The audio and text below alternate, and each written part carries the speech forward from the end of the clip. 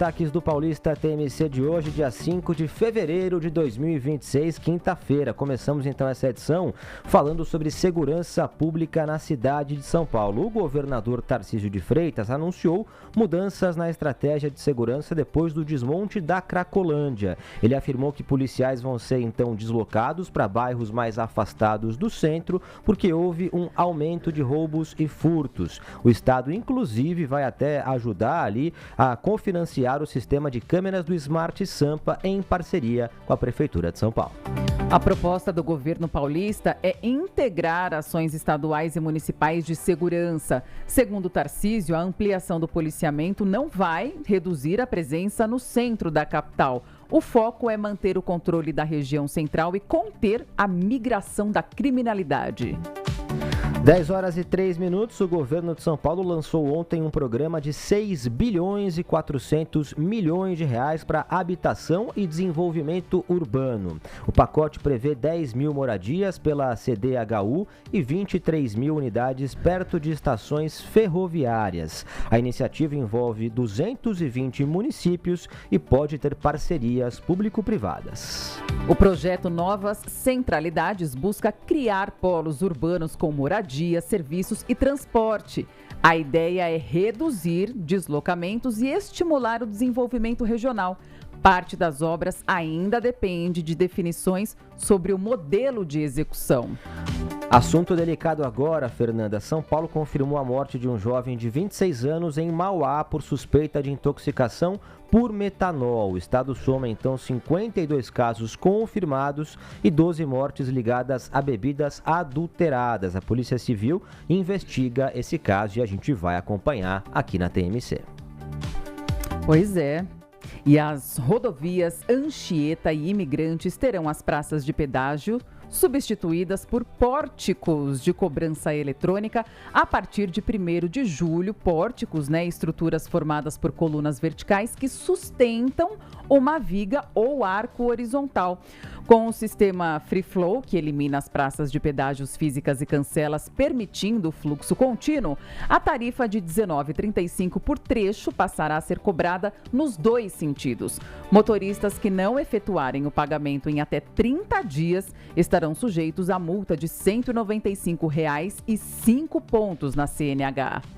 10 horas e 5 minutos, noticiário nacional agora no Paulista TMC. A CPMI do INSS se reúne na manhã de hoje em Brasília. Nós estamos acompanhando na capital do país para votar pedidos de quebra de sigilo bancário e fiscal ligados ao Banco Master. Os requerimentos apresentados por parlamentares do Novo miram contas, investimentos e bens do banco. Integrantes da comissão apontam mais de 250 mil contratos com indícios de irregularidades, incluindo contratações sem autorização.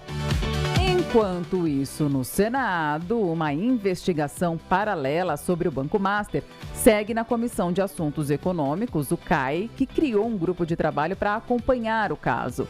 O presidente da comissão, Renan Calheiros, afirmou que o colegiado pode questionar o presidente Lula e se reunir com o chefe do Banco Central, Gabriel Galípolo. O grupo de 12 senadores pretende analisar apurações da PF, do Banco Central e do TCU, com possibilidade de novas quebras de sigilo. 10 horas e 6 minutos, esporte agora no Paulista TMC. Realmente uma rodada movimentada ontem pelo Campeonato Brasileiro. Muitas emoções em várias regiões do país, várias praças. Flamengo e Internacional empataram no Maracanã, 1-1. E Santos e São Paulo, clássico que teve a cobertura completa da TMC aqui na capital paulista, também tiveram um empate no mesmo placar, 1-1 na Vila Belmiro. Em Belém, Remo e Mirassol jogaram e mais uma vez um empate, 2-2. O Grêmio venceu o Botafogo por 5-3, uma chuva de gols, portanto, nesse jogo, com grande atuação de Carlos Vinícius. E o Red Bull Bragantino assumiu a liderança, porque venceu o Atlético Mineiro por 1-0. O Palmeiras, eu fiquei chocado com essa informação, goleou o seu Palmeiras, Fernanda Câmara. Mas por que chocado? É porque não estava tão bem, o pessoal cornetando ali o Abel Ferreira, mas 5-1, 5 Palmeiras, 1 Vitória, jogo que foi realizado em Barueri, na Grande São Paulo. Paulo, e a gente vai falar bastante sobre esporte também aqui no Paulista TMC. Inclusive, mande a sua mensagem, fale o seu time, ouvinte, a gente quer saber se você ficou feliz ou ficou triste com essa rodada. Mande aqui para o nosso WhatsApp no 11 97221 1001. Nós também estamos no YouTube, no @tmc.360, 10 horas e 7 minutinhos. Paulista TMC. Quem escuta sabe.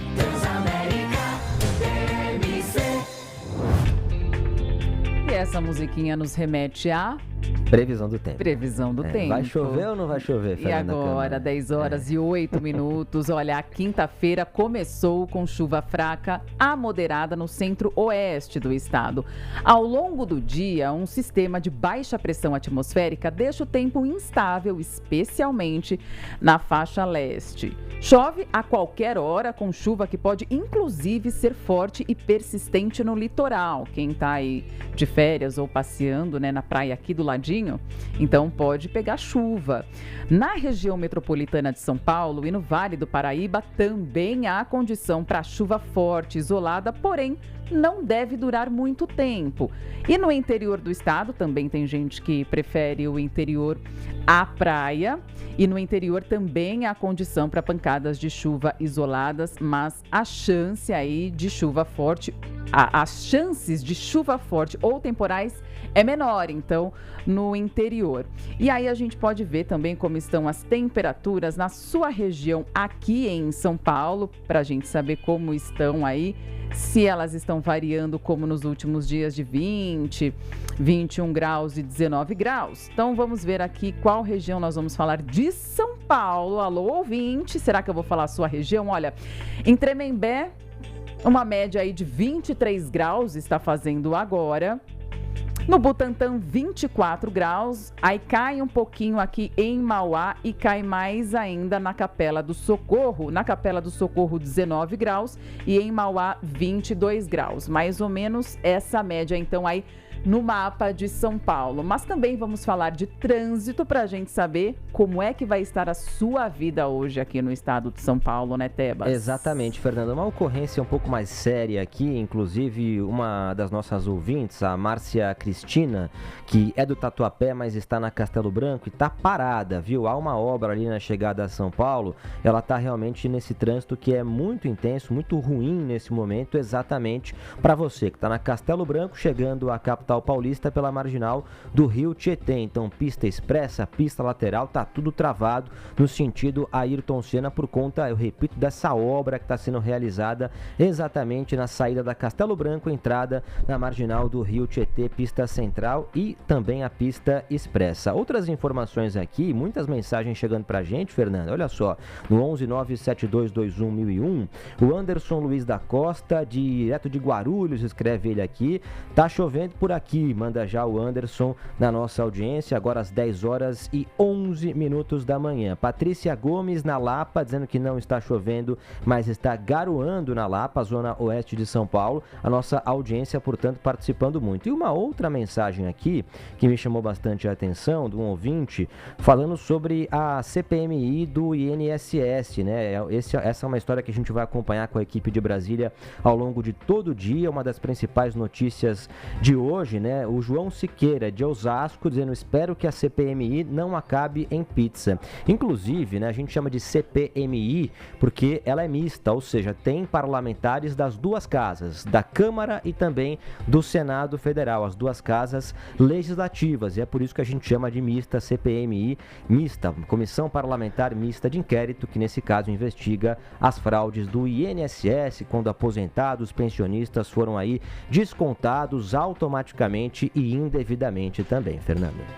E o nosso noticiário aqui não para, agora 10 horas e 11 minutos, a gente continua com as informações importantes para você decidir, para você se orientar aí no seu dia a dia. Claro, muita prestação de serviço aqui em São Paulo. 9 regiões da cidade de São Paulo registram aumento de roubos, mesmo a capital marcando queda histórica, segundo dados da Secretaria de Segurança Pública. E aí, para nos contar tudo, eu vou chamar aqui a Júlia Takahashi, que tem mais informações pra gente. Com mais de 11 assaltos por hora, a Secretaria de Segurança Pública informa que as atividades policiais foram reforçadas nas regiões com maior incidência criminal de 2025. O Tatuapé, na zona leste de São Paulo, lidera o ranking com alta de 35,5%, seguido do Parque Santo Antônio, no Capão Redondo, zona sul de São Paulo, com alta de 22,53%. E o Morumbi, também na zona sul, fica em terceiro lugar com alta de 12,17% de roubos. Na terça-feira, dia 3 de fevereiro, o bairro do Morumbi presenciou um assalto a uma residência que chegou a manter a funcionária da casa como refém, enquanto os criminosos esvaziavam o imóvel. O ocorrido resultou em uma perseguição policial até a Avenida Brigadeiro Faria Lima, importante polo empresarial e financeiro do país, com um suspeito baleado e 4 presos, sendo 3 atingidos pelos tiros e um que acabou se entregando no fim da perseguição. A lista das regiões que apresentam altas de roubos no ano passado também incluem os distritos da Lapa e o Jaguaré, ambos da Zona Oeste, Vila Alpina na Zona Leste, Brás Centro-Leste, Jardim Herculano na Zona Sul e Pirituba na Zona Norte. O especialista em segurança pública, o professor da FGV, Rafael Alcadipani, comenta quais alternativas podem influenciar na segurança de um bairro. O principal, eu acho, é a recomposição do efetivo das forças policiais, né? Tanto Polícia Civil quanto Polícia Militar. Elas têm uma defasagem de efetivos, ela tem uma diminuição em relação ao governo anterior nos investimentos, no investimento de equipamento, no investimento de estrutura das forças de segurança. Então é preciso retomar esse investimento e é preciso também investir em mais tecnologia, né? Câmeras e serviços de monitoramento que podem ajudar a fazer com que os bairros se sintam mais seguros e estejam numa situação mais segura. Outra coisa, né? Instrumentos de cooperação entre as pessoas para trocar informação de crimes, né, que estão acontecendo, de pessoas suspeitas, como vigilância solidária e coisas assim, em grupos em que as pessoas possam conversar e trocar informações a respeito de crimes que estão acontecendo, é outro fator que é importante para ajudar na melhoria da segurança dos bairros. Em nota, a Secretaria de Segurança Pública informa se manter atenta às oscilações de criminalidade e visa identificar e prender quadrilhas, bem como os receptadores que financiam os crimes patrimoniais. Embora essas 9 regiões tiveram esse aumento, os roubos em geral na capital de São Paulo registraram queda de 14,60% em comparação a 2024. No ano passado, foram registrados 98,3 mil boletins de ocorrência. A Secretaria ainda informa que foram mais de 40 mil presos ou apreendidos em 2025, com um aumento de quase 4 mil detenções. Agora, 10 horas e 15 minutos, nós vamos seguir na pauta de segurança pública, mas com outro foco. No estado de São Paulo, as mortes provocadas por policiais cresceram em 2025. O aumento da letalidade reacende críticas à política de segurança e o uso de fiscalização de câmeras corporais. E para nos dar todas as informações para falar sobre isso, nós vamos com a Luísa Muttoni, que está aqui no estúdio com a gente. Muito bom dia, Luísa. Bom dia, Fernanda. Bom dia, Tebas, a todos que nos acompanham. Pois é, a gente viu aí as informações da repórter Júlia Takahashi sobre o aumento de roubos, mas também teve aumento nas mortes causadas por policiais aqui no estado de São Paulo, um aumento de 3% no ano passado em comparação ao ano anterior, ao ano de 2024. O estado de São Paulo é o segundo nessa lista de mortes causadas em decorrência de ações policiais em todo o Brasil. Esses dados são do Ministério da Justiça e da Segurança Pública, que são alimentados mensalmente por todas as secretarias, pelas secretarias respectivas de cada estado. Então, em 2025, aqui no estado de São Paulo, 835 pessoas morreram pelas mãos de agentes públicos de segurança. O estado fica atrás apenas da Bahia, onde 1.569 pessoas foram mortas pela polícia no ano passado, uma alta de 1% em comparação com 2024. Aqui no estado, desde 2023, mais de 1.200 agentes foram presos, segundo a Secretaria de Segurança Pública, demitidos ou até mesmo expulsos das polícias civil e militar justamente por desvios de conduta.